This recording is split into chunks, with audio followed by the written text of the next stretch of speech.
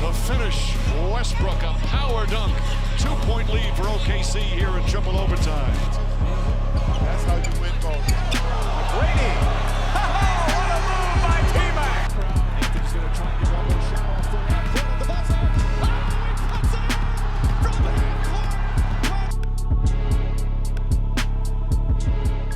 It's the age-old discussion that keeps all of us NBA fans up at night. While we're all sitting at home on our couches waiting for our call up to the big leagues, there are a handful of players that are making entire careers out of basically faking it until they make it. These are the low-tier, talentless, only in it for the money, only made it into the NBA because my dad was the coach. You get the picture. Heck, you've already seen the title of the video, so we might as well jump straight into the discussion of the most overrated players in the NBA. No, he didn't. No, he didn't. He nutmegged Corey Joseph on top of everything else. Are you kidding me?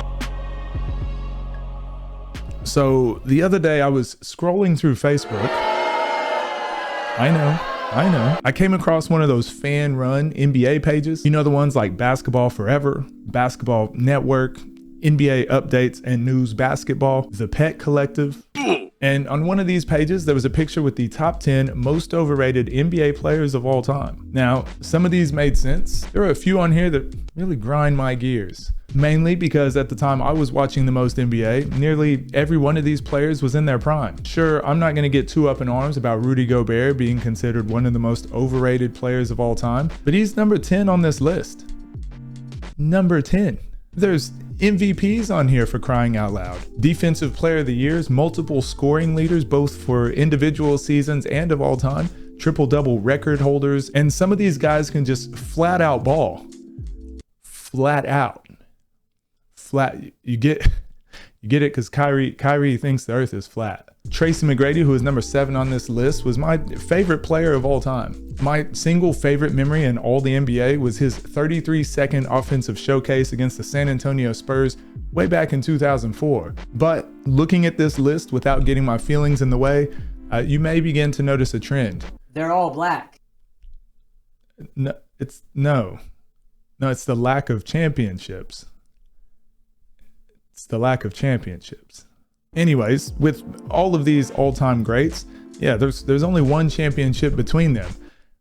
And yes, he is the one that thinks the earth is flat. So this is what got me thinking about what I would consider overrated and what metrics I would use to determine which players I thought were deserving of that title. Obviously, this topic is incredibly subjective, so for all you Greg Ostertag fans down in the comments, get over yourselves. He wasn't that good. The first category that I want to highlight is inflated statistics. We've seen this story 1,000 times, especially in today's NBA with all-time high offensive outputs, players averaging massive numbers throughout the regular season only to disappear completely in the playoffs. I'm sure the most famous culprits at the moment on everyone's minds are James Harden and Joel Embiid. While I tend to agree that their impact on the stat sheet is often misleading compared to overall team success, both of these players are still all-time greats in both skill and individual achievement. However, when NBA players voted on who they thought was the most overrated, very few of them even voted for James Harden. In fact, only 4.7% of the current players voted for him. I do think that Harden and Embiid are perfect examples of players that have taken advantage of today's high-scoring NBA style, but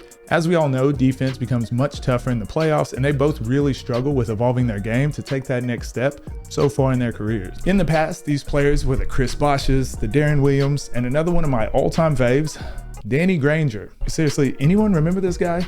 He was a 100% KFC barbecue chicken bucket for about a year and a half, and then he broke both of his teeth on the floor, and he was just never the same. These are the players that always put up amazing numbers year after year in small market teams, but just couldn't seem to string enough wins together to make their impressive statistics all that meaningful. Unfortunately, I do think this is where Tracy McGrady falls. As far as individual success and sheer dominant performances were, he was never able to lead his team out of the first round of the playoffs. Yikes.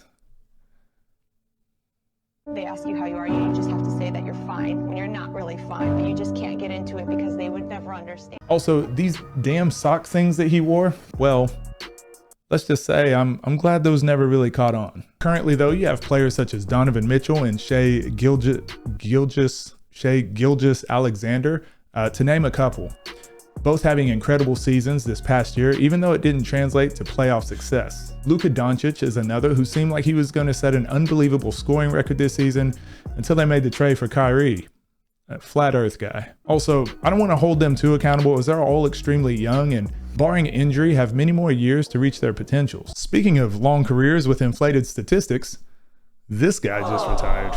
I remember back to his first few seasons and thinking, wow, this guy is going to go down as one of the greatest to ever play the game. while skill-wise and sheer scoring output would seem to agree, Carmelo never was the difference maker in helping his teams with overall success, even though he is often regarded as one of the hardest players in NBA history to guard.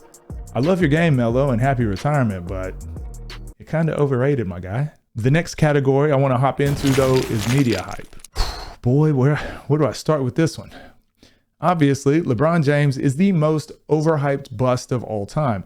Sorry, I had to get that out of the way. But seriously, the media does a great job at overhyping players and giving them impossible standards to live up to. These are typically your top draft prospects and other young talent that large companies or news outlets want to be associated with. I always knew that Giannis Antetokounmpo was going to be a great talent. Why did you say his name like that? While few players in history actually live up to the standards set by the sports world, most often they fade into obscurity, usually by no fault of their own. Darko Milicic was set to be the next big thing coming out of Europe back in the 2003 draft, and in fact, he was selected number 2 overall. Yeah, that's right, the 2003 draft. This man, who averaged a solid 6 points and 4 rebounds per game, was drafted over Carmelo Anthony, Chris Bosh, and Dwayne Wade. Or how about legendary high school phenom DeJuan Wagner? This kid was averaging staggering numbers in high school and at the time was considered one of the greatest high school basketball players of all time. On January 16, 2001, Wagner scored a staggering 100 points against Camden County Tech. I don't know if that's a real school. Needless to say, this man was getting all the media attention and rightfully so. Freshman of the Year awards, Sophomore of the Year, McDonald's All-American, multiple 50-plus point games, and many other awards. Fast forward to his NBA career and, well, averaging 9 points, 1 rebound, and 1 assist with 4 years in the league. He didn't even get a profile picture. Sometimes it wasn't necessarily the media's fault, as some players just suffered a ton of injuries. Heck, LeBron James's granddad, Greg Oden, Yao Ming, Ralph Sampson, Jay Williams, Brandon Roy, Grant Hill. Look, you get the picture. In today's NBA, this category would have included Joel Embiid, since coming into the league, he has struggled staying healthy.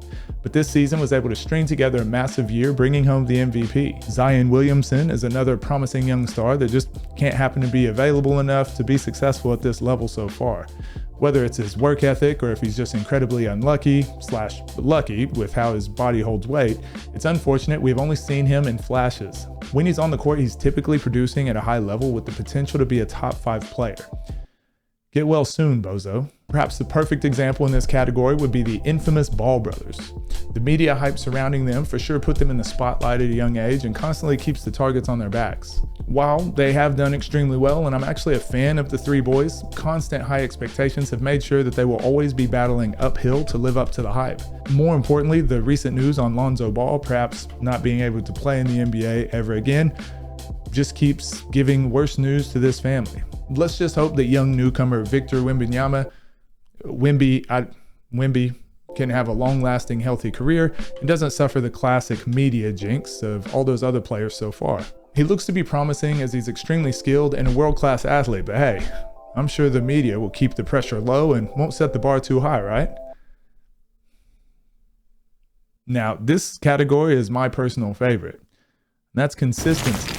Every NBA fan, analyst, and news outlet loves to be a prisoner of the moment. So when a player out of nowhere goes on a mid-season tear, I can't help but smile when I know this moment will likely be brief, but exciting. I always say it's easy to score 30 points, but it's hard to average 30. Straight away for me, the number 1 candidate is Linsanity.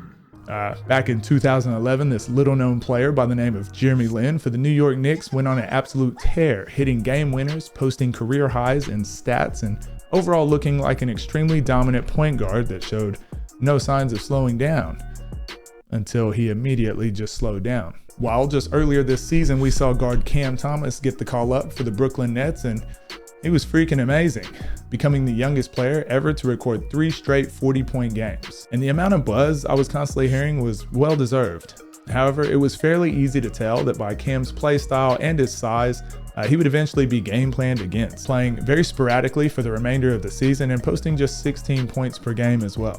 TJ Warren had a similar spurt during the bubble. Oh, excuse me, I mean Michael Jeffrey Jordan Jr., averaging 26 points over the 10-game span while posting a career-high 53-point game as well. Possibly one of the strangest superstars as of late, however, has been one Anthony Davis, being one of the most dominant players on the planet on a Monday and then being relegated to just a large traffic cone on a Wednesday. laughing about? You know what they're laughing I'm laughing at Chuck. Right? I know what they're laughing at. Davis is just perplexing. This year's playoff proved that just about anyone can struggle with inconsistencies, even when having the matchup advantage for an entire series. Another quite interesting characteristic of a player being overhyped is their personal branding. For example, Allen Iverson was on the original list we looked at in the beginning of the video, which at first I didn't agree with, initially thinking how much impact that he's had on me personally, as well as the entire basketball industry. One of the most amazing press conferences of all time, iconic playoff shots, signature crossover on Jordan, this man did it all. Well, except win a ring. In 2001, he did manage to take a bare-bones 76ers team to the finals and averaged 26.7 points per game for his entire career. I mean, his front court was Tyrone Hill and Matt Geiger.